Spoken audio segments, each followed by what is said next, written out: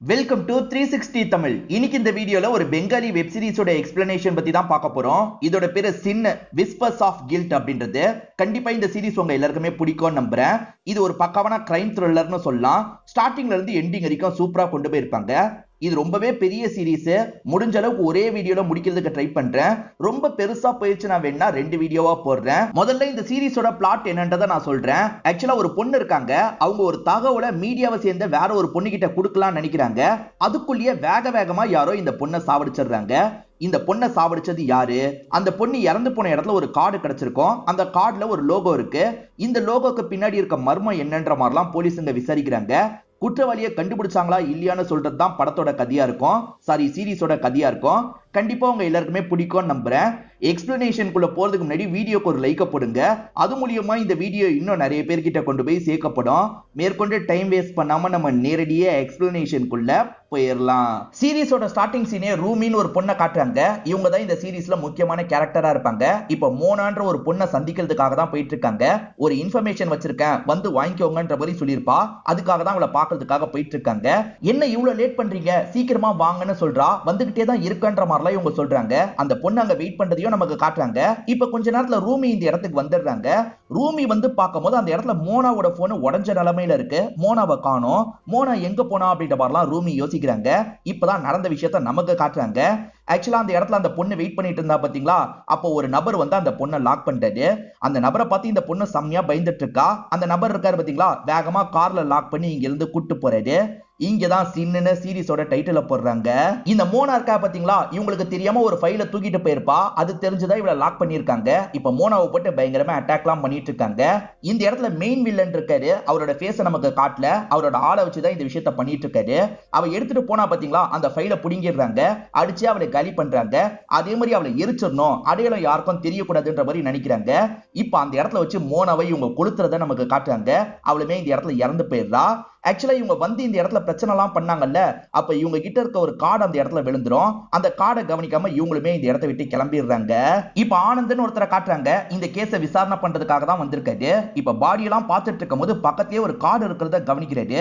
அந்த கார்டை பார்த்தோன்னா ஆனந்துக்கு வேற ஒரு விஷயம் ஞாபகம் வருது.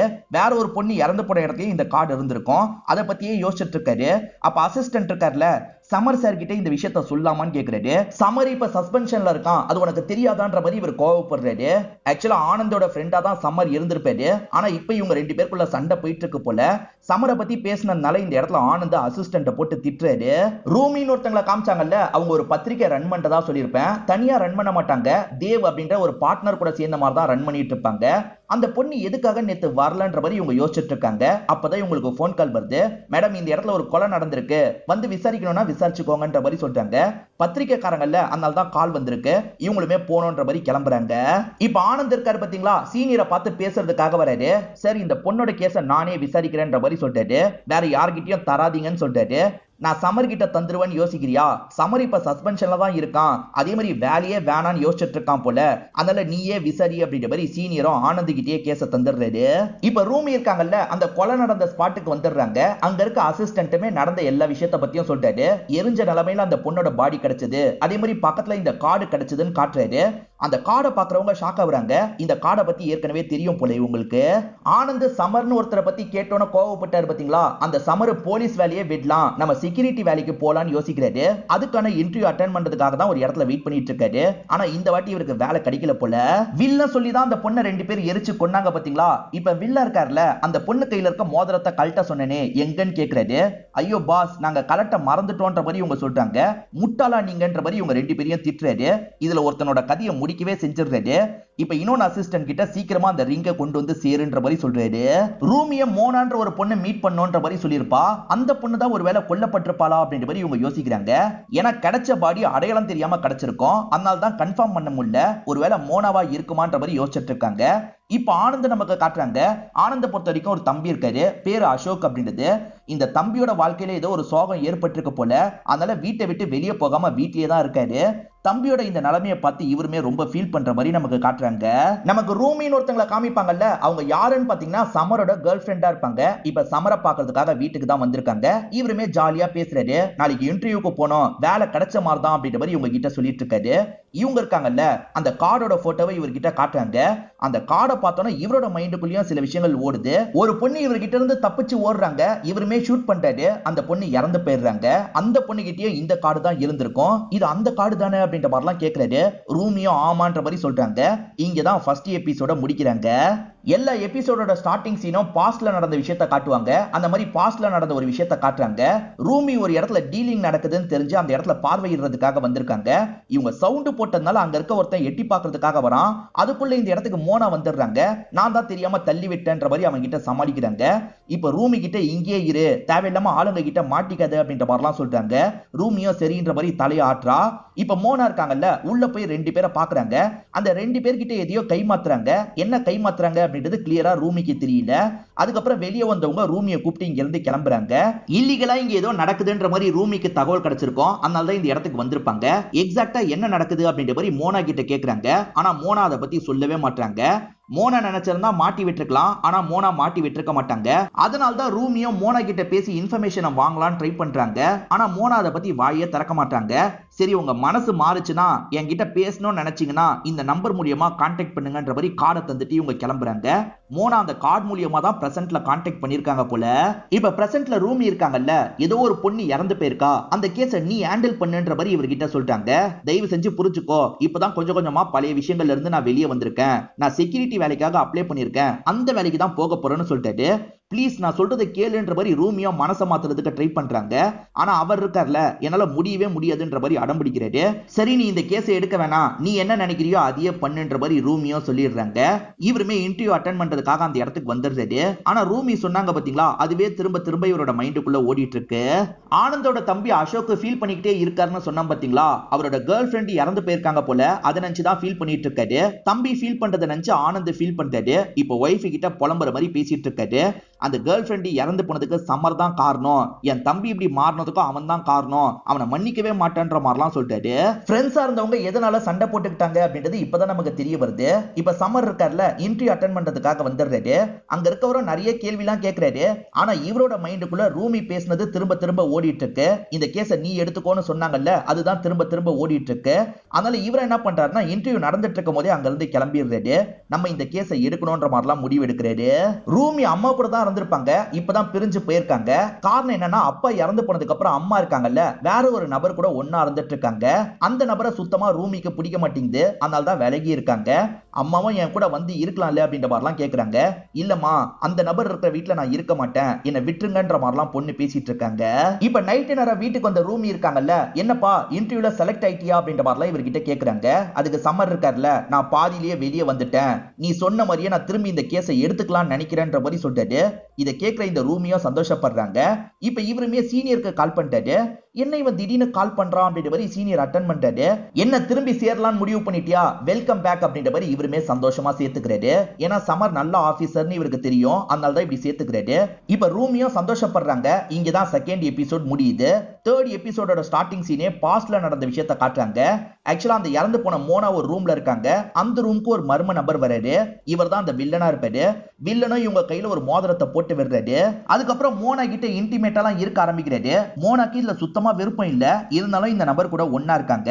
ஏதோ ஒரு காரணத்துக்காக தான் இவங்க ஒன்னா இருந்துட்டு இருக்காங்கன்னு நமக்கு புரியுது. சமரோட சீனியர் இருக்கார்ல, கேஸ் சம்பந்தப்பட்ட ஃபைல்லாம் உனக்கு அனுப்பி வைக்கிறேன்னு சொல்லியிருப்பாரு. இப்ப கொஞ்ச நேரத்துல ஃபைல்லாம் கிடைச்சிருது. இவருமே அதெல்லாம் பார்த்துட்டு இருக்காரு. அந்த பொண்ணு கையில ஒரு மோதிரம் கிடைச்சதா அதுல போட்டிருக்கு. இந்த மோதிரத்தை பாக்குற ரூமி ஷாக் ஆயிடுறாங்க. ஆக்சுவலா இவங்க மோனாவை பார்க்கும்போது கையில மோதிரத்தையும் கவனிச்சிருப்பாங்க. மோனாவா இருக்குமான்னு சந்தேகப்பட்டேன், கண்டிப்பா மோனான்றது எனக்கு தெரிஞ்சிருச்சு. அந்த மோனா ஏதோ ஒரு தகவலை எனக்கு தரதுக்கு நினைச்சா அதுக்குள்ளதான் இந்த மாதிரி ஆயிருக்கு. கண்டிப்பா ஏதோ ஒரு பிரச்சனை இருக்குன்ற மாதிரிலாம் சொல்லிட்டு இருக்காங்க.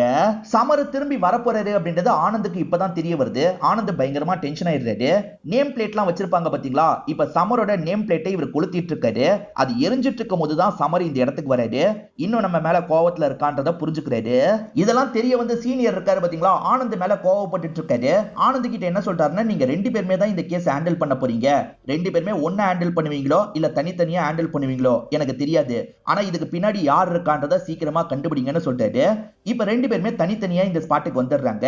ரெண்டு பேருக்குமே தனித்தனியா அசிஸ்டன்ட்ங்க இருப்பாங்க. அவங்க கிட்ட டிஸ்கஸ் பண்றாங்க. ரெண்டு பேருமே கொஞ்சம் தள்ளி தள்ளி தான் பேசிட்டு இருக்காங்க. இந்த சம்பவம் எப்படி நடந்திருக்கும் அப்படின்ற மாதிரி ரெண்டு பேருமே விஷுவலா யோசிச்சு பார்த்துட்டு இருக்காங்க. யோசிச்சு பார்க்கறது மூலியமா சமருக்கு சில டீடைல் எல்லாம் கிடைக்குது. அதே மாதிரி ஆனந்த் இருக்கார்ல, அந்த பொண்ணு விலை மாதுவா இருக்கிறதுக்கு வாய்ப்பு இருக்கு. விலை மாதுன்ற ஆங்கிள் நம்ம விசாரிக்கணும்ன்ற மாதிரிலாம் அசிஸ்டன்ட் கிட்ட சொல்லிட்டாரு. இந்த ஆனந்தோட அசிஸ்டன்ட் பேரு விமல் அப்படின்றது. ஏற்கனவே ரூமிக்கு இந்த மோனாவை பத்தி தெரியும்ல, அடையாளத்தை சொல்லுன்ற மாதிரி சொல்லியிருப்பாரு. இப்ப ரூமியும் ஒருத்தர் கிட்ட அடையாளத்தை எல்லாம் சொல்லிட்டு இருக்காங்க. அவருமே கரெக்டா மோனா எப்படி இருப்பாங்களோ அப்படி வரைஞ்சிடுறாரு. சோ மோனா எப்படி இருப்பாங்கன்றதே உங்களுக்கு தெரிஞ்சிருது. இந்த அடையாளத்தை வச்சு விசாரிக்கணும் அப்படின்ற மாதிரி இவங்களுமே யோசிக்கிறாங்க. இந்த ரூமி மீடியால தானே இருக்காங்க, அதனால இதுக்கு முன்னாடி கிரைம் பண்ணவங்க எல்லாம் நல்லா தெரியும். அந்த மாதிரி குருன்ற ஒரு நபர் கிட்ட வராங்க. இந்த பொண்ணை பத்தி எனக்கு இன்ஃபர்மேஷன் வேணும்னு கேக்குறாங்க. இந்த பொண்ணை எங்கேயோ பார்த்திருக்கேன், எங்க பார்த்தேன்னா எனக்கு ஞாபகம் இல்ல. ஓகே மேடம், நான் தெரிஞ்சுக்கிட்டு உங்ககிட்ட சொல்றேன் அப்படின்ற மாதிரி இவங்களை அனுப்பி வைக்கிறான். இப்ப சமர் இருக்காரு பாத்தீங்களா, சர்வேஷ்னு ஒரு பையனை பாக்குறதுக்காக வராரு. இந்த பொண்ணை பத்தி எனக்கு டீடைல் வேணும்ன்ற மாதிரி போட்டோ எல்லாம் காமிச்சிட்டு இருக்காரு. சரி சார், நான் என்ன ஏதுன்னு விசாரிக்கிறேன்ற மாதிரி இவன் சொல்றான். சமர் அந்த பொண்ணு எப்படி இருப்பான்னு போட்டோ ரெடி பண்ணார்ல, அந்த போட்டோ இப்ப ஆனந்த் கிட்டயும் இருக்கு. ஆனந்த் அந்த பொண்ணு விலை மதுவா இருக்க வாய்ப்பு இருக்குன்னு நினைக்கிறாரு. அதனால சோனாலின்னு பிரார்த்தல் பண்ற ஒரு லேடியை பாக்குறதுக்காக வந்திருக்காரு. இவ்வளவு உனக்கு தெரியுமான்ற மாதிரி போட்டோவை காட்டுறாரு. இல்ல, இந்த மாதிரி எந்த ஒரு பொண்ணையும் எனக்கு தெரியாதுன்ற மாதிரி சொல்றாங்க. சரின்ற மாதிரி இவருமே இந்த இடத்தை விட்டு கிளம்பிடுறாரு. ஆனந்தோட ஒய்ஃப் இருக்காங்கல்ல, அந்த தம்பி ரூம்குள்ளேயே இருக்கிறத நினைச்சு ஃபீல் பண்றாங்க. இன்னைக்கு தியேட்டருக்கு போலாமா, உனக்கு பிடிச்ச ஹீரோவோட படம் ரிலீஸ் ஆயிருக்குன்னு சொல்றாங்க. இவன் வரலன்ற மாதிரிலாம் சொல்றான். இவங்களுமே பிளாஷ்பேக்கை யோசிச்சு பாக்குறாங்க. அந்த படம் போலான்னு சொன்னா அவன் சந்தோஷமா கட்டிலாம் பிடிச்சிருப்பான். அவ்வளவு சந்தோஷமா இருந்த பையன் இப்ப இவ்வளவு சோகமா மாறிட்டானே அப்படின்ற மாதிரி இவங்க ஃபீல் பண்றாங்க. ரூமி அம்மா விட்டு பிரிஞ்சுதான் இருக்காங்கன்னு சொன்ன பாத்தீங்களா, இப்ப அம்மாக்கு உடம்பு முடியலன்ற மாதிரி தகவல் கிடைக்குது. அம்மாவை பாக்குறதுக்காக வந்துடுறாங்க. இப்ப டாக்டரை வச்சு செக் பண்றாங்க. டாக்டர் பெருசா எந்த ப்ராப்ளமும் இல்லன்ற மாதிரிலாம் இவங்க கிட்ட சொல்லிட்டு இருக்காரு. அப்படி பேசிக்கிட்டே வந்துட்டு இருக்கும் போது பரத்னு ஒரு நபர் எதிர வராரு. இந்த பரத் தான் அம்மா கூட சேர்ந்து இருந்துட்டு இருக்காரு. இவர் வந்ததுல இருந்து பிடிக்காம தான் இவங்க வேலைக்கு போயிருக்காங்கன்னு நமக்கு தெரிய வருது. இவரை பார்த்து லைட்டா முறைச்சிட்டும் இருக்காங்க. நீ என்ன தப்பா புரிஞ்சிருக்கமா, நான் சொல்றது கேளுன்னு பேசுறதுக்கு ட்ரை பண்ணிட்டாரு. ஆனா ரூமி கோவமா இங்க இருந்து கிளம்பிடுறாங்க. ஆனந்தோட தம்பி அசோக் இருக்காருல, கரெக்டா மாத்திரை எல்லாம் எடுக்கணும், இன்னைக்கு மாத்திரை எடுக்க மாட்டேன்ற மாதிரி அடம் பிடிச்சிட்டு இருக்காரு. இத பத்தி ஒய்ஃப் தான் சொல்றாங்க. இதனால ஆனந்த் வேக வேகமா வீட்டுக்கு வந்துடுறாரு. என்ன ஏதுன்ற மாதிரிலாம் தம்பி கிட்ட பேசிட்டு இருக்காரு. ஒரு வழியா சமாதான பத்தி தம்பிய மாத்திரையை போட வச்சிடுறாரு. எதுக்காக திடீர்னு அடம் பிடிச்சான் அப்படின்ற மாதிரி ஒய்ஃப் கிட்ட கேக்குறாரு. நியூஸ் பேப்பரை பார்த்தான், அதனால தான் இப்படி பண்ணான்ற மாதிரி சொல்றாங்க. அப்படி என்ன வந்திருக்குன்ற மாதிரி நியூஸ் பேப்பரோட மெயின் பேஜை பாக்குறாரு. ஒரு கேஸ 2 ஆபீசர்ஸ் விசாரிக்க போறாங்கன்னு வந்திருக்கு. அதுல சமரோட பேர் இருக்குல்ல, அதை பார்த்து தான் தம்பி டென்ஷன் ஆயிருக்கான். சமர்னால தான் என்னோட தம்பி திரும்பி கோவப்பட்டிருக்கான். அந்த சமரை என்ன பண்றோம் பாருன்ற மாதிரி கிளம்புறாரு. இப்ப சமர் வேலையை முடிச்சுட்டு வீட்டுக்கு வந்துட்டு இருக்காரு. அப்பதான் இவரோட ஃப்ரெண்டான ஆனந்த் இவரோட வீட்டு வாசல்ல வெயிட் பண்ணிட்டு இருக்காரு. அதனால இவருமே காரை விட்டு இறங்கி என்ன விஷயம்னு கேட்கலாம்னு நினைக்கிறாரு.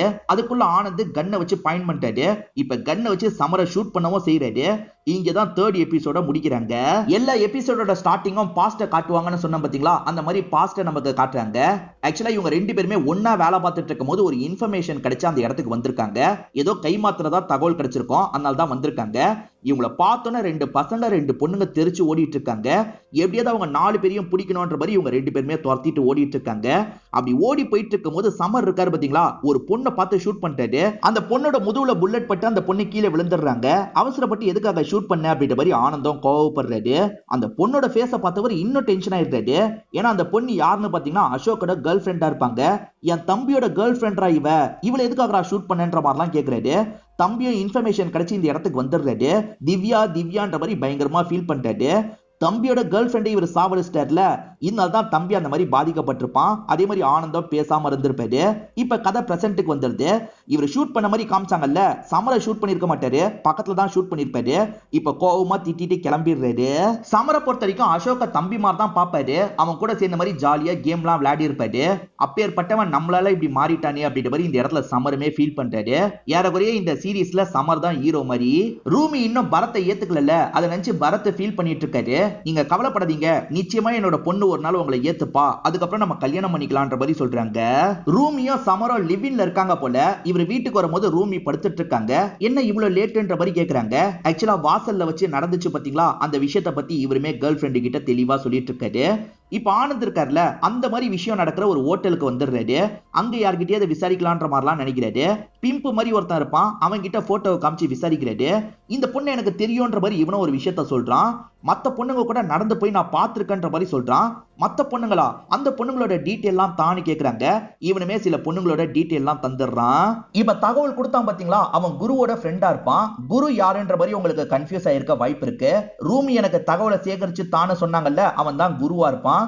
இந்த பொண்ணை எங்கேயாவது பாத்திருக்கியான்ற மாதிரி கேக்குறான். டே குரு, இந்த பொண்ணை மறந்துட்டியா? அன்னைக்கு ஒரு நாள் நைட்டு வந்தாலே அப்படின்ற மாதிரி சொல்றான். இப்பதான் நடந்த விஷயத்த காட்டுறாங்க. இவங்க ரெண்டு பேருமே வந்து ஆஷிக்னு ஒரு நபர் கிட்ட தான் பிம்பு மாதிரி வேலை பார்ப்பாங்க. அந்த ஆஷிக் இவங்க கிட்ட பேசிட்டு இருக்கும் போதுதான் மோனான்ற அந்த பொண்ணு வந்திருப்பா. வந்தவ என்னையும் உங்க தொழில சேர்த்துக்கோங்கன்ற மாதிரி கேட்டிருப்பா. அழகா தான் இருக்கா, நம்ம சேர்த்துக்கலாம் அப்படின்ற மாதிரி இவருமே யோசிச்சிருப்பாரு. இப்பதான் இந்த விஷயம் குருக்கு ஸ்ட்ரைக் ஆகுது. இத பத்தி ரூமி கிட்ட சொல்லணும்னு நினைக்கிறாரு. மேடம், அந்த பொண்ணு யாரு என்னன்னு கண்டுபிடிச்சிட்டன்ற மாதிரிலாம் சொல்றாரு. அந்த மோனாவோட கையில இருந்த ரிங்கு ஸ்டேஷன்ல இருந்து காணாம போயிருக்கு. ஸ்டேஷன்ல எல்லாரையும் மீறி யார் வந்து தூக்கி இருக்க முடியும் அப்படின்ற மாதிரிலாம் சமர் இந்த இடத்துல கோவப்பட்டு இருக்காரு. அதை வந்து தூக்குறாங்கன்னா அது ரொம்ப முக்கியமான விஷயமா இருக்க வாய்ப்பு இருக்கு. அந்த ரிங்கை யாரு எந்த கடையில இருந்து வாங்கினா, அது யார் யார் கைக்கெல்லாம் மாறி இருக்குன்றத சீக்கிரமா கண்டுபிடிங்கன்ற மாதிரி சொல்றாரு. ஆளுங்களும் சரின்ற மாதிரிலாம் இந்த இடத்துல ஏத்துக்கிறாங்க. ஆனந்த பொறுத்த வரைக்கும் அசோக் அந்த கஷ்டத்துல இருந்து வெளியே கொண்டு வர வைக்கிறதுக்கு ட்ரை பண்ணிக்கிட்டே இருக்காரு. ஆனா அவன் வெளியே வரவே மாட்டான். எப்ப பாரு அந்த திவ்யாவோட போட்டோவை தான் பார்த்துட்டு இருக்கான். அந்த திவ்யாவும் இவனும் சேர்ந்து நிறைய இடத்தெல்லாம் சுத்தி பார்த்திருப்பாங்கல்ல, அதை பத்தி எல்லாம் யோசிச்சு பார்த்துட்டு இருக்கான். அந்த திவ்யா கடைசியா இவங்க கிட்ட ஒரு பேக்கை தந்திருப்பாங்க. இந்த பேக்ல முக்கியமான விஷயம் இருக்கு, நான் வந்து வாங்குற வரைக்கும் இதை நீ எக்காரணத்தை கொண்டு ஓபன் பண்ணாத, நான் வந்து கேட்டா மட்டும் தான்ற மாதிரிலாம் சொல்லியிருப்பாங்க. இவனும் சரின்ற மாதிரி வாங்கி வச்சிருப்பான். அதெல்லாம் யோசிச்சு பார்க்கறான். ரூமி எதனால இந்த கேஸை இவ்வளவு விசாரிக்கிறாங்கன்றதுக்கு இப்பதான் ஒரு பிளாஷ்பேக்கை நமக்கு காட்டுறாங்க. ஆக்சுவலா ரூமி இருக்காங்கல்ல, அப்பாவை பார்க்கறதுக்காக வீட்டுக்குள்ள போயிருப்பாங்க. பார்த்தா அப்பா அந்த இடத்துல இறந்து போயிருக்காரு. யாரோ வீட்டுக்குள்ள வந்து சாவடிச்சிருக்காங்க போலன்ற மாதிரிலாம் இவங்க யோசிக்கிறாங்க. ஆனா சூசைட் அப்படின்ற மாதிரி தான் கேஸ் முடிஞ்சிருக்கும். அப்பாக்கு பக்கத்துல இந்த சிம்பிள் போட்ட கார்டு இருந்திருக்கும். அந்த மோனா இறந்து போன இடத்துலயே இதே மாதிரி கார்டு கிடைச்சதுல, அதனாலதான் இந்த கேஸை இவ்வளவு சீரியஸா இவங்க விசாரிச்சிட்டு இருக்காங்க. ஆக்சுவலா குரு கண்டுபிடிச்சிட்டேன்னு சொன்னா பாத்தீங்களா, குருவை பார்க்கலான்ற மாதிரி இவங்களுமே ஒரு பகுதிக்கு வராங்க. இங்கதான் மீட் பண்ற மாதிரி பிளான் இருந்திருக்கும். ஆனா ஏற்கனவே வேற யாரோ குருவை சாவடிச்சிருக்காங்க போல. இது தெரிஞ்சு இவங்க ஷாக் ஆகுறாங்க. அப்ப சாவடிச்ச நபர் இங்கதான் இருக்கான் போல. இப்ப கன் பாயிண்ட்ல இவங்களை லாக் பண்ணி வச்சிருக்கான். இவங்களுமே பயந்த மாதிரி பார்த்துட்டு இருக்காங்க. இந்த இடத்துல தான் இந்த எபிசோட முடிக்கிறாங்க. இப்ப அடுத்த எபிசோடோட ஸ்டார்டிங் சீனே பாஸ்ட்ல நடந்த விஷயத்தை காட்டுறாங்க. திவ்யாவோட பாஸ்ட் தான் காட்டுறாங்க. திவ்யா நைட் நேரம் வெளியே போயிட்டு இருக்கா. இப்பெல்லாம் உங்ககிட்ட நிறைய காசு வருது எப்படின்ற மாதிரி அப்பா கேட்கறாரு. அதை பத்தி எல்லாம் என்கிட்ட கேட்காதீங்கன்ற மாதிரி இவ பாட்டுக்கு இங்க இருந்து கிளம்பி போயிடுறா. பொண்ணு ஏதோ இல்லீகலான வேலை பண்றா போல அப்படின்ற மாதிரி அப்பா யோசிக்கிறாரு. அம்மா கிட்ட கவலையா பேசுறாரு. இப்ப சமர் இருக்காருல, ரூமிக்கு கால் பண்றாரு. ஆனா அவங்கள ரீச் பண்ணவே முடியல. ரூமிக்கு என்னதான் ஆச்சு அப்படின்ற மாதிரி பதட்டம்லாம் பண்றாரு. ரூமியை ஷூட் பண்றதுக்காக ஒருத்தன் வந்த மாதிரி காமிச்சிருப்பாங்க. அவன் என்ன பண்ணா ஏது பண்ணான்றது தெரியல. இவர் வீட்டுக்கு வரும்போது அந்த இடத்துல தான் ரூமி இருக்காங்கன்னு தெரிய வருது. ரூமி, நீ ஓகே தானே? எதுக்காக என்னோட காலை எடுக்கலன்ற மாதிரிலாம் கேட்கிறாரு. ரூமியும் நடந்த விஷயத்த சொல்றாங்க. அவன் நினைச்சிருந்தா என்ன ஷூட் பண்ணிருக்கலாம், ஆனா அவன் என்ன ஷூட் பண்ணல. இதுக்கப்புறம் இந்த விஷயத்துல தலையிடாதன்னு மட்டும் என்கிட்ட சொன்னான். எதுக்காக அந்த மாதிரி சொன்னான், எதுக்காக என்ன ஷூட் பண்ணல, இதுதான் என்னோட மைண்டுக்குள்ள ஓடிட்டு இருக்கு அப்படின்ற மாதிரிலாம் இவங்க சொல்றாங்க. தன்னோட கேர்ள் ஃப்ரெண்டுக்கு ஏதாவது ஆபத்து வந்துருமோன்ற மாதிரி இவர் யோசிக்கிறாரு. இதுக்கப்புறம் இந்த கேஸ்ல நீ இன்வால்வ் ஆக வேணாம், நானே பாத்துக்கிறேன்ற மாதிரிலாம் சொல்றாரு. ஆனா இவங்க இருக்காங்கல்ல, என்னோட அப்பாவை நான் இழந்திருக்கேன், அந்த கேஸுக்கும் இதுக்கும் ஏதோ சம்பந்தம் இருக்கு, நான் எப்படியாவது இந்த கேஸை விசாரிச்சு கண்டுபிடிக்கணும்ன்ற மாதிரிலாம் சொல்றாங்க. கொஞ்சம் எமோஷனலா பேசுறாங்க. ஃபீல் பண்ணாது அப்படின்ற மாதிரி இவருமே ஆறுதல்லாம் சொல்றாரு. இறந்து போன மோனா இருக்காங்கல்ல, ஒரு ஹோட்டல்ல எஸ்கார்ட் சர்வீஸ்லாம் பண்ணிருக்காங்க. கூட சில பொண்ணுங்க போனதா ஒருத்தன் சொன்னான் பாத்தீங்களா, அதுல ஒரு பொண்ணை தான் இவர் பிடிச்சிருக்காரு. அந்த பொண்ணு பேரு பிரியா அப்படின்றது. இப்ப பிரியா கிட்ட விசாரிக்கிறாரு. சார், எனக்கு மோனாவை பத்தி பெருசா தெரியாது சார். எஸ்கார்ட் சர்வீஸ்க்காக அந்த ஹோட்டலுக்கு போவோம், அவ்வளவுதான் எங்களுக்கு பழக்கம். அவ பெருசா என்கிட்ட பேசினதே இல்லைன்ற மாதிரிலாம் சொல்றாங்க. ஒன்னு நான் எங்கேயோ பார்த்திருக்கேன், எங்கன்னு தான் தெரியலன்ற மாதிரி சொல்லிட்டாரு. அந்த மோனாவை பத்தி வேற ஏதாவது உனக்கு தெரிய வந்ததுன்னா உடனே எனக்கு தகவல் கொடுக்கணும், உன் நம்பரை கொடுத்துட்டு போன்ற மாதிரிலாம் சொல்லிட்டாரு. சரின்ற மாதிரி பிரியாவும் ஏத்துக்கிறாங்க. இங்க இருந்து கிளம்ப ஆரம்பிக்கிறாங்க. சமரை பொறுத்த வரைக்கும் சர்வேஷ்னு ஒருத்தன் கிட்ட தான் மோனாவை பத்தி கேட்டிருப்பாரு. அவன் இருக்கான்ல, சோனாலி இருக்கிற இடத்துக்கு கூட்டு வந்துடுறான். கண்டிப்பா சோனாலிக்கு தெரிஞ்சிருக்கும் சார், போய் விசாரிங்க அப்படின்ற மாதிரி சொல்றான். நான் பாத்துக்கிறேன்ற மாதிரி இவருமே சர்வேஷ் அனுப்பி விடுறாரு. இப்ப சோனாலி கிட்ட விசாரிக்கிறதுக்காக வந்துடுறாரு. இந்த பொண்ணை பத்தி தெரியுமான்னு கேக்குறாரு. ஏற்கனவே உங்க ஆளுங்க வந்து விசாரிச்சாங்க, எனக்கு எதுவுமே தெரியாது அப்படின்ற மாதிரிலாம் இவங்க சொல்லிட்டு இருக்காங்க. இவங்க சொல்றது இவருக்கு நம்புற மாதிரியே தெரியல. இவர் வரும்போதே இவங்கள பத்தி நல்லா விசாரிச்சுட்டு வந்திருப்பாரு. உன் பொண்ணு இந்த ஊர்ல தானே படிக்கிறான்ற மாதிரி போட்டோவை காட்டுறாரு. சரி, என் பொண்ணு எதுவுமே பண்ணிடாதீங்க அப்படின்ற மாதிரி இவங்க கெஞ்ச ஆரம்பிக்கிறாங்க. உன் பொண்ணை நல்லா படிக்க வைக்கிறதுக்காக தான் இந்த வேலைலாம் பண்றேன்னு எனக்கு தெரியும், நான் நல்ல ஸ்கூல்லயே படிக்க வைக்கிறேன், தயவு செஞ்சு இந்த கேஸ்ல உனக்கு தெரிஞ்ச விஷயத்த சொல்லுன்ற மாதிரிலாம் கேட்கிறாரு. சரி, எனக்கு தெரிஞ்சதை சொல்றேன்ற மாதிரி இவங்களுமே சொல்றாங்க. ஆஷிக்னி உங்களுக்கு ஒரு பாய் ஃப்ரெண்ட் இருப்பான், ரெண்டு பேருமே சேர்ந்த மாதிரி தான் இந்த வேலையெல்லாம் பெரிய லெவல்ல பண்ணிட்டு இருந்திருப்பாங்க. அவன் தான் இந்த பொண்ணை கூட்டு வந்து என்கிட்ட விட்டான்ற மாதிரிலாம் சொல்லிட்டாங்க. ஆக்சுவலா அந்த பொண்ணு ஆஷிக் கிட்ட வேலை வேணும்னு கேட்டிருப்பாங்க. ஆஷிக் இருக்கான் பாத்தீங்களா, இந்த சோனாலி கிட்ட கூட்டு வந்திருப்பான். சோனாலி இந்த பொண்ணிய வேலைக்கு சேர்த்துக்கோன்ற மாதிரிலாம் சொல்லியிருப்பான். சோனாலியும் ஜென்ரலா சில கேள்வி கேட்கறாங்க. அதுக்கப்புறம் சரி என் கூட இருந்துக்கோ அப்படின்ற மாதிரிலாம் சொல்லியிருப்பாங்க. அந்த பொண்ணு பெருசா எதுவுமே பேச மாட்டா சார், அவன் 4 வார்த்தை 5 வார்த்தை தான் மொத்தமே என்கிட்ட பேசியிருக்கா, அந்த பொண்ணை பத்தி எதுவுமே எனக்கு தெரியாது அப்படின்ற மாதிரிலாம் சோனாலி சொல்றாங்க. தெரிஞ்சா என் கூட ஷேர் பண்ணுன்ற மாதிரி இவர் நம்பர் தந்துட்டு போயிடுறாரு. ரூமியை பொறுத்த வரைக்கும் ஒரு பார்ட்னர் இருக்கிறதா சொன்ன பாத்தீங்களா, அவர் பேர் கூட தேவனு சொல்லியிருப்பேன். ரூமி நீ அந்த கேஸையே எதுக்காக சுத்தி சுத்தி வந்துட்டு இருக்க, மத்த கேஸ பார்த்தாதான் 4 காசு பார்க்க முடியும், புரிஞ்சுக்கோ அப்படின்ற மாதிரிலாம் சொல்லிட்டாரு. இல்ல தேவ் எனக்கு இது ரொம்ப முக்கியமான கேஸ், ப்ளீஸ் நீ என்ன புரிஞ்சுக்கோன்ற மாதிரி கேக்குறாங்க. பரத்னு ஒருத்தரை காட்டினாங்கல்ல, அவர் ஓரளவுக்கு பெரிய ஆளு போல, ஏன்னா சமரோட சீனியர் கிட்ட நார்மலா பேசிட்டு இருக்காரு. ரூமியை நினைச்சா எனக்கு கவலையா இருக்கு, இந்த கேஸ் பின்னாடி அவ சுத்திட்டு இருக்கா, அதனால அவ உயிருக்கு ஆபத்து வந்துட்டா என்னால தாங்கிக்க முடியாது, கொஞ்சம் உங்க சைட்ல ப்ரொடெக்ஷன் மாதிரி கொடுங்கன்ற மாதிரிலாம் சொல்லிட்டாரு. கவலைப்படாதீங்க நான் பாத்துக்கிறேன் அப்படின்ற மாதிரி சீனியருமே இந்த இடத்துல ஏத்துக்கிறாரு. தம்பி இன்னும் சாப்பிடுறதுக்கு வரலன்றது ஆனந்துக்கு தெரிய வருது. சரி நம்மளே சாப்பிட வச்சிடலான்ற மாதிரி ரூம்ல தம்பியை பாக்குறதுக்காக வராரு. அவன் இன்னமும் திவ்யாவோட போட்டோவை தான் பார்த்துட்டு இருக்கான். டே சாப்பிட வாடான்ற மாதிரிலாம் அவனுக்கு சமாதானம் சொல்லிட்டு இருக்காரு. இப்ப கிளம்பலான்னு நினைக்கும் போதுதான் போட்டோல ஒரு விஷயத்த பார்த்து ஷாக் ஆகுறாரு. இவர் பிரியான்னு ஒரு பொண்ணு கிட்ட விசாரிச்சார்ல, எங்கேயோ பார்த்த மாதிரி இருக்குன்னு கூட சொல்லியிருப்பாரு. அந்த பொண்ணும் திவ்யாவும் சேர்ந்து இருக்க மாதிரி போட்டோ இருக்கு. இத பாக்குறவரு மிரண்டு போயிடுறாரு. இப்ப உடனே இவரோட அசிஸ்டன்ட் விமலுக்கு கால் பண்றாரு. விமல் அந்த பிரியா எதையோ மறைக்கிறான்னு நினைக்கிறேன், அந்த பிரியாவை எங்க இருந்தாலும் தூக்குங்கன்ற மாதிரி சொல்றாரு. இவரோட அசிஸ்டன்ட் விமலும் சரின்ற மாதிரிலாம் ஏத்துக்கிறாரு. இப்ப சமர் இருக்கார்ல, சேகரிச்ச தகவலை பத்தி எல்லாம் ரூமி கிட்ட சொல்லிட்டு இருக்காரு. திரும்பி சோனாலிக்கு கால் பண்ணு, வேற ஏதாவது புதுசா இன்ஃபர்மேஷன் கிடைக்குதா பாக்கலான்ற மாதிரி இவங்க சொல்றாங்க. இவருமே சோனாலிக்கு கால் பண்ணி வேற ஏதாவது தெரியுமான்ற மாதிரிலாம் கேட்டுட்டு இருக்காரு. சின்ன விஷயமா இருந்தாலும் பரவாயில்ல சொல்லுன்ற மாதிரிலாம் கேட்கறாரு. இவங்க அந்த சமயம் கொய்யாக்கா சாப்பிடுவாங்க. அப்பதான் ஒரு விஷயம் ஸ்ட்ரைக் ஆகுது. அந்த பொண்ணு கொய்யாக்காவை பார்த்து ஒன்னு சொல்லியிருப்பா, இங்கெல்லாம் கொய்யாக்கா நிறைய விலை விக்குது, எங்க கிராமத்துல கம்மியா தான் இருக்கும்ன்ற மாதிரி கிராமத்தோட பேரை சொல்லியிருப்பா. இவ்வளவுதான் சரி எனக்கு தெரியும்ன்ற மாதிரி இவங்க சொல்றாங்க. கிராமத்தோட பேரே தெரிஞ்சிருச்சுல, அந்த பொண்ணோட கிராமத்துல போய் விசாரிக்கலாம், அந்த பொண்ணை பத்தி முழுசா தெரிஞ்சிரும்ன்ற மாதிரி யோசிக்கிறாரு. அந்த பிரியாவை பத்தி ஏதாவது தெரிஞ்சதா அப்படின்ற மாதிரி ஆனந்த் விமலுக்கு கால் பண்ணிருக்காரு. இல்ல சார் இன்னும் தேடிட்டு தான் இருக்கன்ற மாதிரி இவன் சொல்றான். ஆனா இவன் காருக்கு பின்னாடி தான் லாக் பண்ணி வச்சிருக்கான் நமக்கு தெரிஞ்சிருது. இப்ப இவன் இருக்கான் பாத்தீங்களா, வில்லனுக்கு கால் பண்றான். இவனுமே வில்லனுக்காக தான் வேலை பாக்குறான் போல. அந்த பொண்ணை தூக்கிட்டேன், நீங்க சொன்ன மாதிரியே சாவடிச்சிடுறேன் அப்படின்ற மாதிரிலாம் சொல்றான். இந்த இடத்துல தான் இந்த எபிசோட முடிக்கிறாங்க. இப்ப பாஸ்ட்ல நடந்த விஷயத்தை காட்டுறாங்க. மோனாவோட அப்பா மூஞ்சில யாரோ கரியெல்லாம் பூச்சிருக்காங்க. அப்பாக்கு என்ன பிரச்சனை நடந்ததுன்னு தெரியல. அப்பா அதை நினைச்சு ரொம்ப ஃபீல் பண்றாரு. இருங்கப்பா நான் தண்ணி வாங்கிட்டு வந்துடுறேன்ற மாதிரி பக்கத்துல இருக்க இடத்துக்கு பொண்ணு போறாங்க. நடந்த விஷயத்தெல்லாம் அப்பாவும் யோசிச்சு யோசிச்சு பாக்குறாரு. இதுக்கப்புறம் நம்ம உயிரோட இருக்க கூடாதுன்னு நினைக்கிறாரு. ட்ரெயின் வந்துட்டு இருக்கு. இவருமே ட்ரெயின்ல இடிக்கிற மாதிரிலாம் போயிட்டு இருக்காரு. ஒரு ஸ்டேஜ்ல அப்பா மேல ட்ரெயின் இடிச்சிருது. இதெல்லாம் லாங்ல இருந்து பார்த்து மோனா பயங்கரமா ஷாக் ஆயிடுறாங்க. எதனால இப்படி ஆச்சுன்னு தெரியல. சமரோ ரூமியும் மோனாவை பத்தி தெரிஞ்சுக்கணும்ன்ற மாதிரி இந்த கிராமத்துக்கு வந்துடுறாங்க. இங்க இருக்க கிராம மக்கள் கிட்ட எல்லாம் பேசுறாங்க. அப்பதான் என்ன நடந்தது அப்படின்றது நமக்கு தெரிய வருது. ஆக்சுவலா மோனாவோட அப்பா இருக்கார்ல, பெரிய டீச்சரா இருப்பாரு. பொண்ணையும் டீச்சர் ஆக்கி பார்க்கணும்னு ஆசைப்படுறாரு. அதுக்கான எக்ஸாம் எல்லாம் பொண்ணு எழுத வைக்கிறாரு. ஒரு ஸ்டேஜ்ல பொண்ணு ஒரு எக்ஸாம்ல பாஸ் ஆயிடுறாங்க போல, பொண்ணு டீச்சர் ஆக போறாங்கன்ற மாதிரி சந்தோஷப்படுறாரு. அப்பதான் ஒரு கேங் இருக்காங்கல்ல, இந்த பொண்ணு இவளா பாஸ் பண்ணல, காசு கொடுத்து தான் பாஸ் பண்ணிருக்கா, இவங்கள மாதிரி ஆளுங்க காசு கொடுத்து பாஸ் பண்றதுனால தான் மத்தவங்க கஷ்டப்படுறாங்கன்ற மாதிரிலாம் பிரச்சனை பண்றாங்க. இதனால ஊர் மக்கள் எல்லாருமே மாஸ்டர் மேல கோவப்படுறாங்க. அந்த மாதிரி தான் இவர் மூஞ்சில கரியெல்லாம் பூசிருக்காங்க போல. ஊர் மக்கள் எல்லாருமே மாஸ்டரை போட்டு திட்டலாம் செய்யறாங்க. ஆனா நடந்ததே வேறையா இருக்கும். மத்தவங்க கிட்ட விசாரிக்கும் போது தான் இவங்களுக்கு இந்த விஷயம் தெரிய வருது. அது என்னன்னு பாத்தீங்கன்னா, அப்பா நேர்மையா தான் வேலை வாங்கணும்னு நினைக்கிறாரு. ஆனா வேற ஒரு கும்பல் இருக்காங்கல்ல, காசு மட்டும் தாங்க, உங்க பொண்ணுக்கு நாங்க வேலை வாங்கி தரோன்ற மாதிரிலாம் சொல்றாங்க. அதுலலாம் எனக்கு சுத்தமா விருப்பம் இல்ல. இந்த மாதிரி பண்ற உங்களால தான் கஷ்டப்படுறவங்களுக்கு வேலை கிடைக்க மாட்டேங்குது. உங்களை நான் ஏதாவது பண்றேன் அப்படின்ற மாதிரி அப்பா வார்னிங் கொடுத்திருப்பாரு. இந்த மனுஷன் ஏதாவது பண்ணிட்டா நமக்கு பிரச்சனை அப்படின்ற மாதிரி இந்த கேங்க சேர்ந்தவங்க யோசிக்கிறாங்க. அவர் வெளியே சொல்றதுக்கு முன்னாடி நம்ம இவர் அசிங்கப்படுத்தணும்னு நினைச்சிருப்பாங்க. ஊர் மக்கள் எல்லாரையும் நம்ப வச்சிருப்பாங்க. அதனால தான் அப்பாவோட உயிர் போயிருக்கும். மோனாவும் இந்த கிராமத்தை விட்டே போயிருப்பாங்க. அப்பாவை இந்த நிலைமைக்கு தள்ளினாங்கல்ல, அந்த கும்பல் யாருன்ற மாதிரிலாம் இவர் விசாரிச்சுட்டு இருக்காரு. அப்படியே கட் பண்ணி ஆனந்த காட்டுறாங்க. ஆனந்தம் விமல் எங்கன்ற மாதிரிலாம் தேடிட்டு இருக்காரு. பார்த்தா விமல் லேட்டா தான் இந்த இடத்துக்கு வராரு. எங்க போனீங்கன்ற மாதிரி இவர் கேட்கிறாரு. சார் பேரண்ட்ஸ் டீச்சர் மீட்டிங் இருந்தது, அதனால தான் ஒய்ஃபை கொட்டிட்டு ஸ்கூலுக்கு போனேன்ற மாதிரிலாம் சொல்றாரு. சமரி இந்த மோதிரத்தை யாரு வாங்கினாங்கன்னு விசாரிங்கன்ற மாதிரி சொன்னார்ல, அசிஸ்டன்ட் எந்த கடையில அந்த மோதிரம் வாங்கப்பட்டிருக்கு அப்படின்றத கண்டுபிடிச்சிடுறாரு. ஆனா அந்த கடையோட சிசிடிவி கரெக்டா இருக்கும். அந்த சிசிடிவியை சரி பண்ணு அப்படின்ற மாதிரி இவங்க கிட்ட இருக்க டெக்னிக்கல் கை கிட்ட சொல்றாரு. அவரும் கொஞ்சம் லேட் ஆகும் சார், இப்பதான் ரெக்கவர் ஆகுதுன்னு சொல்றாரு.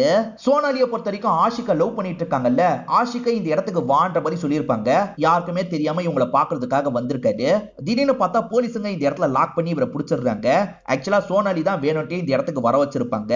சமர் தான் அவனை மாட்டி விடு, அப்பதான் உனக்கு பிரச்சனை வராதுன்னு சொல்லியிருப்பாரு. அதனால தான் இப்படி மாட்டி விட்டுருக்காங்க. ஆனந்த் எப்படியாவது சமரை மாட்ட வைக்கணும்ன்ற மாதிரிலாம் யோசிக்கிறாரு. அதனால இப்ப திவ்யாவோட பேரண்ட்ஸை பாக்குறதுக்காக வராரு. இவங்களை பொறுத்த வரைக்கும் போலீஸ் தெரியாம ஷூட் பண்ணிட்டாங்கன்ற மாதிரி தான் நம்பிட்டு இருந்திருப்பாங்க.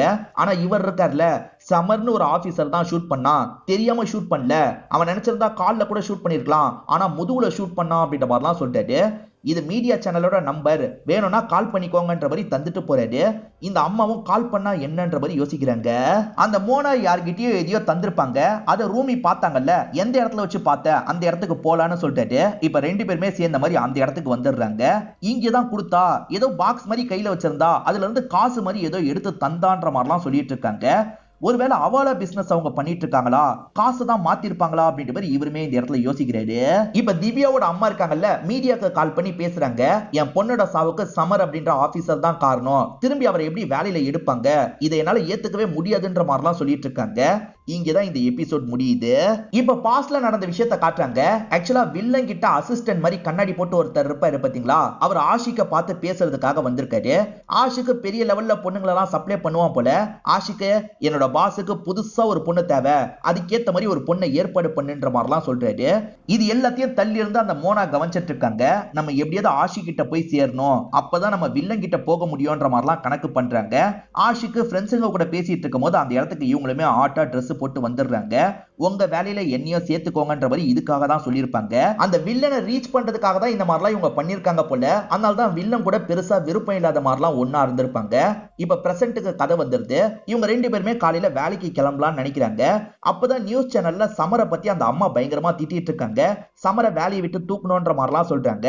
இந்த மாதிரிலாம் பிரஷர் ஏற்படுறதுனால சீனியரால எதுவுமே பண்ண முடியல, இதுக்கப்புறம் இந்த கேஸ்ல நீ ஆக்டிவா செயல்பட முடியாதுன்ற மாதிரிலாம் சொல்றாரு. சமருமே ஃபீல் பண்றாரு. இப்ப நமக்கு விமலை காட்டுறாங்க. விமல் அந்த வில்லன் கிட்ட அந்த பொண்ணை சாவடிச்சிடுறேன்னு சொல்லியிருப்பான், ஆனா சாவடிக்காம அந்த பொண்ணை வச்சிருக்கான். காரணம் அந்த பொண்ணு கூட ஒன்னா இருக்கலாம்ன்ற மாதிரிலாம் இவன் கணக்கு பண்ணிருக்கான். அதனால தான் இப்படி லாக் பண்ணி வச்சிருக்கான். இப்ப திரும்பி வில்லன் கிட்ட இருந்து கால் வருது. வில்லன் என்ன சொல்றாருன்னா, ஆஷிக் மாட்டினா எனக்கு தான் பிரச்சனை, ஆஷிக் கதையை முடிச்சிருன்ற மாதிரி சொல்லிட்டாரு. சரி கவலையை விடுங்க, நான் பாத்துக்கிறேன்ற மாதிரி இவன் சொல்றான். திவ்யாவோட அம்மா பேட்டி தந்துட்டு இருக்காங்கல்ல, இது எல்லாத்தையும் ஆனந்தோட ஒய்ஃபும் கவனிச்சிருப்பாங்க. இந்த விஷயத்தை நீங்க தானே பண்ணீங்க, நீங்க தானே தூண்டி விட்டீங்கன்ற மாதிரி கேக்குறாங்க. ஆமா நான் தான் பண்ணேன், இப்ப என்னன்ற மாதிரி இவரும் கோவப்பட்டுட்டு கிளம்புறாரு. விமல் டிபார்ட்மெண்ட்ல தானே இருக்காரு, யாருக்குமே தெரியாம ஆஷிக்க பாக்குறதுக்காக வந்துடுறாரு. இந்தாப்பா தண்ணி குடின்ற மாதிரி நார்மலா அவனுக்கு தண்ணியை தராரு. அவனுமே குடிக்கிறான். குடிச்சதுக்கு அப்புறம் தான் அவனுக்கு நெஞ்செல்லாம் அடிக்கிற மாதிரி இருக்கு. அவன் கதையை முடிக்கிறதுக்காக தான் இப்படி பண்ணிருப்பாரு. கொஞ்சம் கொஞ்சமா இவனோட உயிர் போயிட்டு இருக்கு. இவரும் சைலண்டா கிளம்பிடலாம் நினைக்கிறாரு. அதுக்குள்ள ஒருத்தன் கவனிச்சிடுறான். இப்ப இவருமே சமாளிச்சு பேசி இங்க இருந்து கிளம்பிடுறாரு. ஒரு மணி நேரம் கழிச்சு ஆனந்த் பாக்குறதுக்காக வந்திருப்பாரு. அப்பதான் ஆஷிக் செத்து போயிருக்கான்றது இவருக்கு தெரிய வருது. எப்படி இது நடந்தது, யாரெல்லாம் போனா அப்படின்ற மாதிரி இவர் கோவமா விசாரணை பண்ணிட்டு இருக்காரு. ஆஷிக் இறந்து போயிட்டான்னு தெரிஞ்சோன்னா சீனியர் இருக்காருல, இவரை போட்டு பயங்கரமா திட்டுறாரு. டெக்னிக்கல் பர்சன் இருக்காருல, விமல் சார் தான் அந்த ரூமை விட்டு வெளியே வந்ததா பார்த்தன்ற மாதிரி சொல்லிட்டாரு.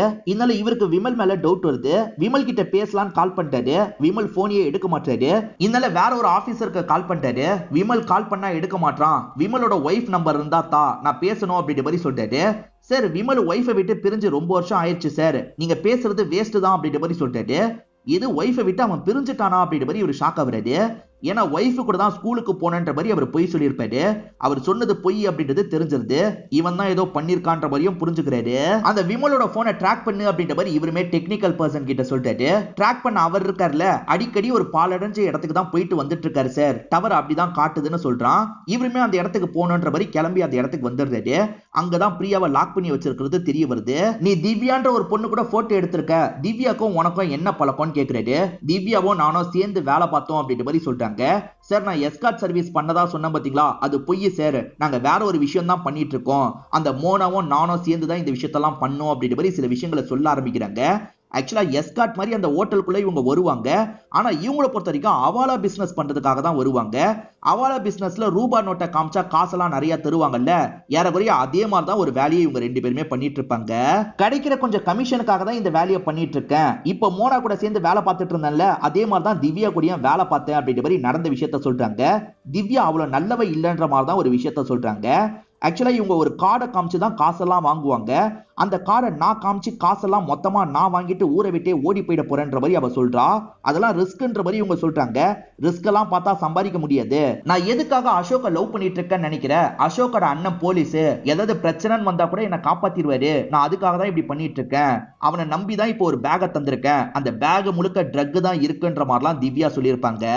இப்ப ஆனந்த் இருக்கார்ல, பிரியாவை வீட்டுக்கு கூப்பிட்டு வந்துடுறாரு. அசோக்குக்கு எல்லாத்தையும் தெரிய வைக்கிறாரு. ஆனா அசோக் இதை ஏத்துக்க மாட்டாரு. இவ போய் சொல்லிட்டு இருக்கா. திவ்யா அந்த மாதிரிலாம் இல்லன்ற மாதிரி சொல்றாரு.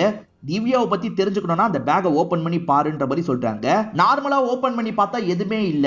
சீக்கிரட்டா ஒரு பிளேஸ் இருக்கு. ஓபன் பண்ணி பார்த்தா ஃபுல்லா ட்ரக் தான் இருக்கு. ட்ரக் தான் இருக்குன்ற மாதிரி அண்ணன் சொல்றாரு.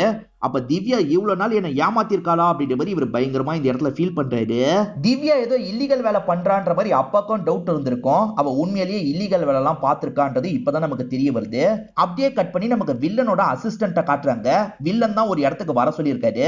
இப்ப வில்லன் இருக்கார்ல, பிரச்சனை எல்லாமே கையை மீறி போயிருச்சு, அந்த டாக்குமெண்ட் எல்லாம் எடுத்துட்டு நீ போய் சரண்டர் ஆயிரு அப்படின்ற மாதிரி சொல்லிட்டாரு. அதாவது எனக்கு பதிலா நீ போய் சரண்டர் ஆயிருன்னு சொல்றாரு. இங்கதான் இந்த எபிசோட முடிக்கிறாங்க. இப்ப பாஸ்ட்ல நடந்த விஷயத்த காட்டுறாங்க. ரூமி வீட்டுக்குள்ள வரும்போது அந்த பரத் இருக்கார்ல, ஒரு வயசு பொண்ணு கூட ஒன்னா ரொமான்ஸ் எல்லாம் பண்ணிட்டு இருக்காரு. இத பாக்குற இவங்களுக்கு தூக்கி வாரி போட்டுது. அதை அவருமே கவனிச்சிடுறாரு. சாரின்ற மாதிரிலாம் இவங்க கிட்ட கேட்டுட்டு இருக்காரு. ஆனா இவங்க இருக்காங்கல்ல, அம்மா கிட்ட இந்த விஷயத்த கொண்டு போயிருந்தாங்க. அவர் நல்லவர் இல்லமா, அவரை விட்டு விலகிருங்கன்ற மாதிரிலாம் சொல்றாங்க. ஆனா அம்மா இருக்காங்கல்ல, அவர் பொண்ணுங்க விஷயத்துல கொஞ்சம் வீக்ன்றது எனக்கும் தெரியுமா, அதை தாண்டி அவர் எனக்கு பிடிச்சிருக்கு. இப்ப எனக்குன்னு ஒரு துணை தேவைப்படுது இல்ல, நான் அவர் கூட இருக்கிறேன்ற மாதிரி சொல்றாங்க. என்னமா பேசிட்டு இருக்கீங்க, உனக்கு துணையா நான் இருக்கமா, என் கூட வந்துருங்கன்ற மாதிரிலாம் பொண்ணு பேசுறாங்க.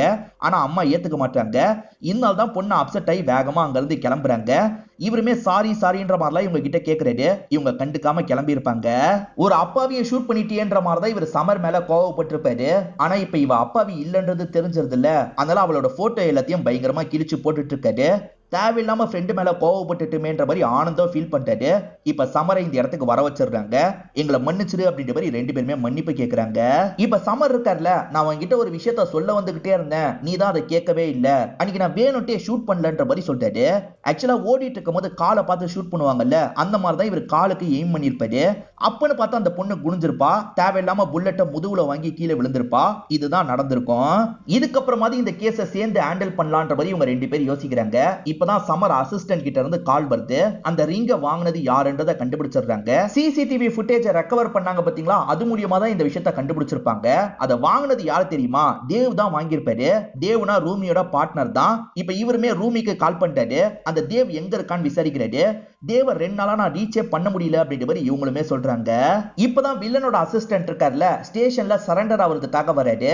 நான் அவளை வச்சு சில இல்லீகல் வேலை எல்லாம் பண்ணிட்டு இருந்தேன், என்னை எக்ஸ்போஸ் பண்ணணும்னு ட்ரை பண்ணா, அதனால தான் அவளை காலி பண்ண அப்படின்ற மாதிரி எல்லா ஃபைலையும் இவங்க கிட்ட ஒப்படைச்சிட்டு இருக்காரு. அதாவது இவர் தான் வில்லன்ன்ற மாதிரி இந்த இடத்துல சரண்டர் ஆயிட்டு இருக்காரு. அவ்வளவுதான், கேஸ் முடிஞ்சிருச்சு அப்படின்ற மாதிரிலாம் சீனியர் சொல்லிட்டாரு. ஆனா இந்த கேஸ் இன்னும் முடியல, வேற ஏதோ இருக்குன்ற மாதிரி இவங்க ரெண்டு பேருமே யோசிக்கிறாங்க. அதை பத்தி பேசிக்கிட்டே இவங்களுமே பக்கத்துல இருக்க டீ கடையில டீ எல்லாம் குடிச்சிட்டு இருக்காங்க. இப்ப பில்ல பே பண்றதுக்காக ஆனந்த ஸ்கேன் பண்றாரு. அதை பாக்குற சமருக்கு ஒரு விஷயம் தோணுது. இவங்களுக்கு ஒரு லோகோ மாதிரி கிடைச்சது பாத்தீங்களா, அது ஏன் ஸ்கேனரா இருக்க கூடாது அப்படின்ற மாதிரி இவர் யோசிக்கிறாரு. அவாலா பிசினஸ்ல ரூபா நோட்டை யூஸ் பண்ற மாதிரி தான் இதை யூஸ் பண்ணிட்டு இருக்காங்க போல அப்படின்ற மாதிரி இவர் யோசிக்கிறாரு. இந்த பக்கம் ரூமி இருக்காங்கல்ல, அந்த பார்ட்னர் எங்கன்ற மாதிரிலாம் விசாரணை பண்ணிட்டு இருக்காங்க. இப்ப சமர் இருக்காரு பாத்தீங்களா, ஒரு இடத்துக்கு வந்து யார்கிட்டயோ பேசுறாரு. இவர் யார்கிட்ட பேசுறாரு அப்படின்றத கிளியரா நமக்கு காட்ட மாட்டாங்க. அப்படியே கட் பண்ணி நைட்டு நேரம் இவரும் ரூமியும் சேர்ந்த மாதிரி கார்ல போயிட்டு இருக்காங்க. ரூமி அம்மா இருக்காங்கல்ல, அந்த பரத்தை கல்யாணம் பண்ணலான்னு முடிவு பண்ணிட்டாங்க. உன் முன்னாடி வச்சு இதை சொல்லணும்னு நினைக்கிறேன், வீட்டுக்கு வா, வரும்போது வருங்கால மாப்பிளையும் கூட்டுவான்ற மாதிரி சொல்லியிருப்பாங்க. அதனால தான் சமரை கூட்டிட்டு வீட்டுக்கு வந்திருக்காங்க. இப்பயும் பொண்ணுக்கு பெருசா விருப்பம் இல்லைல்ல, அதை பத்திலாம் சொல்றாங்க. ஆனா அம்மா இருக்காங்கல்ல, எனக்கு இவரை பிடிச்சிருக்கு, தயவு செஞ்சு ஏத்துக்கோன்ற மாதிரிலாம் கேட்டுட்டு இருக்காங்க. சமர் தம்பி, நீ அது என்னோட பொண்ணு கிட்ட சொல்லுன்ற மாதிரி அம்மா சொல்றாங்க. இப்ப சமர் இருக்கார்ல, பரத்தை பத்தி பெருமையா பேசிட்டு இருக்காரு. பெருமையா பேசிட்டு இருக்கவர் திடீர்னு இவருக்கு ஒரு டார்க் சைடு இருக்குன்னு சொல்றாரு. அது கேட்டு பரத்தே லைட்டா ஷாக் ஆகுறாரு. சமர் யார்கிட்டயோ பேசின மாதிரி காமிச்சாங்கல்ல, அது யாருன்றதை இங்கதான் ரிவீல் பண்றாங்க. அது தேவா தான் இருக்கும். அதாவது ரூமியோட பார்ட்னரா ஒருத்தர் இருந்தாரு பாத்தீங்களா, அவரை தான் இருக்கும். இவரை பொறுத்த வரைக்கும் பரத் பரத்துக்காக சில இல்லீகல் வேலை எல்லாம் பண்ணிருப்பாரு. இவர் தான் அந்த ரிங்கை வாங்கி பரத்துக்கு தந்திருப்பாரு. பரத் அந்த மோனாக்கு தந்திருப்பாரு. நீ என்ன பத்தி தப்பா புரிஞ்சிருக்கன்ற மாதிரி பரத் சொல்லிட்டாரு.